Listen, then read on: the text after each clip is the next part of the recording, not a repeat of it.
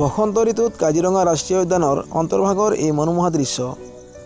গছ বনে পাত সলোৱাৰ লগে লগে সলনি হৈছে কাজিৰঙা।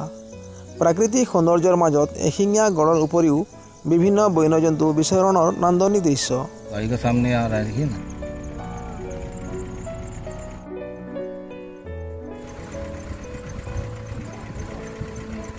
वाला है वो खटाता है, उसका सींग तो देखिए ना, बहुत लंबा है।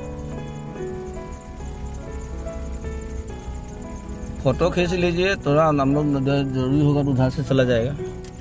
और चला गया, फील्ड में गया, फील्ड में गया।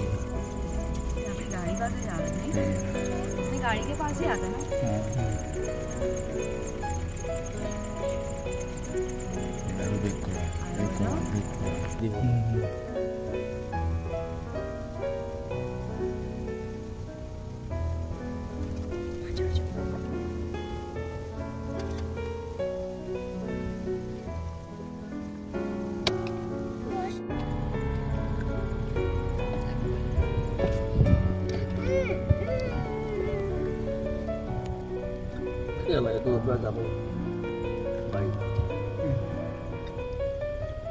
इमान पानी हो जाए उन भी को पूरा है यार।